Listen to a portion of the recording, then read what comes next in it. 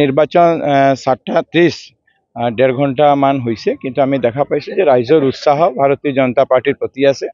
ৰাইজৰ উৎসাহ যে আমি ইমান বছৰ কংগ্ৰেছক পঞ্চায়ত ব্যৱস্থা হওক, বিধানসভা হওক, লোকসভা আমি দিছোঁ, এতিয়া আমি দিব নিবিচাৰোঁ।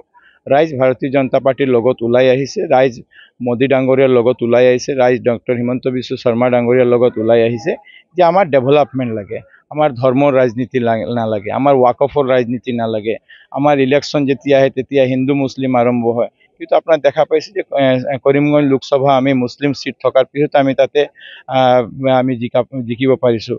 আজি চামাগুৰি যাত 65% মুছলিম থকাৰ পিছতে আমি ইমান ভোটত আমি জিকিছোঁ।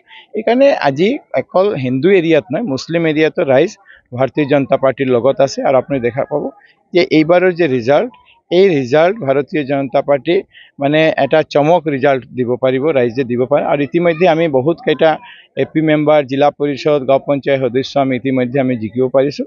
আমাৰ বিশ্বাস যে ৰাইজ অভূতপূৰ্ব সমৰ্থন এই নিৰ্বাচনত ভাৰতীয় জনতা পাৰ্টি যি দেখুৱাইছে, সেই সমৰ্থনে আমাৰ ভোটৰ যে গণনা, ভোটৰ গণনাত প্ৰতিফলিত হ'ব। কি হ'ব বৰাকৰ 3খন জিলাত বিজেপিয়ে কি ফলাফল কৰিব? বিজেপি একতৰফাভাৱে সব জিলা পৰিষদে, মই চিন্তা যে কাছাৰত কংগ্ৰেছ এটাও সিট পাব নেকি? জিলা পৰিষদ মোক নালাগে যে কংগ্ৰেছ এটাও সিট পাব। কোনোবা ঠাইতে এপি মেম্বাৰ এটা দুটা পাব পাৰে, কিন্তু জিলা পৰিষদ এটা পোৱাৰ কোনো সম্ভাৱনা নাই। কাৰণ কংগ্ৰেছ যে টিকেট দিছে, ধনৰ বিনিময়ে টিকেট দিছে। বহুত কংগ্ৰেছৰ কেণ্ডিডেট তেওঁলোকে টিকেট পোৱা নাই, কাৰণ তেওঁলোকে টিকেট পাব, ইমান বছৰৰ পৰা কংগ্ৰেছ কৰিছে। বহুত কংগ্ৰেছে কাৰ্যকৰ্তা মোৰ ওচৰতো দুখ প্ৰকাশ কৰিছে, আমি ইমান বছৰৰ পৰা কংগ্ৰেছৰ কাৰণে কাম কৰিলোঁ, কিন্তু কংগ্ৰেছৰ সভাপতিজন টকা লৈ আৰু এজনক টিকেট দিছে। কোনোবা এনেকৈও কৈছে যে আমি অলপ কম টকা দিছিলোঁ, যাক বেছি টকা দিছে, এনেকৈ দিয়া হৈছে। সেইকাৰণে আজি কংগ্ৰেছৰ কৰ্মী যিবিলাক আছে, কংগ্ৰেছৰ কৰ্মীয়ে কংগ্ৰেছক ভোট দিব নিবিচাৰে।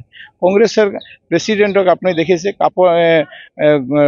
ডিঙিত ধৰি তেওঁক কংগ্ৰেছ কাৰ্যকৰ্তা ৰাস্তাত আনি মাৰপিট কৰিছে।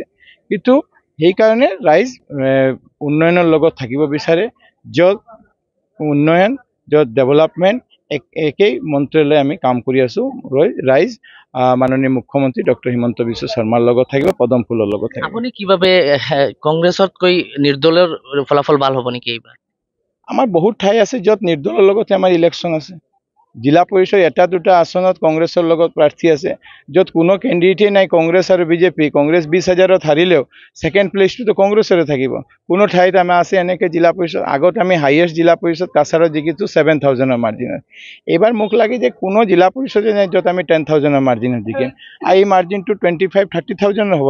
MLA ইলেকশ্যনত যিমান ডিফাৰেঞ্চ হয়, জিলা পৰিষদ ইলেকশ্যনতো ডিফাৰেঞ্চ হ'ব। এতিয়া ছেকেণ্ড দুজনে যদি থাকে কেণ্ডিডেট, কংগ্ৰেছ আৰু বিজেপি বা বিজেপি নিৰ্দল যদি থাকে, ছেকেণ্ড যিজনে হ'ব তেওঁৰ লগতে প্ৰতিদ্বন্দ্বিতা হ'ব, কেণ্ডিডেটেই নাই। তো সেইকাৰণে কংগ্ৰেছ ছেকেণ্ড থাকিলেও 20,000 দূৰত থাকিব, 25,000 দূৰত থাকিব। এই সিট য'ত আমি আজি ভোট, কংগ্ৰেছ বিজেপি 20,000 20,000 প্লাছতে এই ভোট জিকিব। এতিয়া আমাৰ কাৰণে সৌভাগ্য যে ৰাইজ ইমান বিজেপিৰ কাৰণে ওলাই আহিছে, ৰাইজ ভাৰতীয় জনতা পাৰ্টি আশীৰ্বাদ দিবলৈ ওলাই আহিছে। ধন্যবাদ।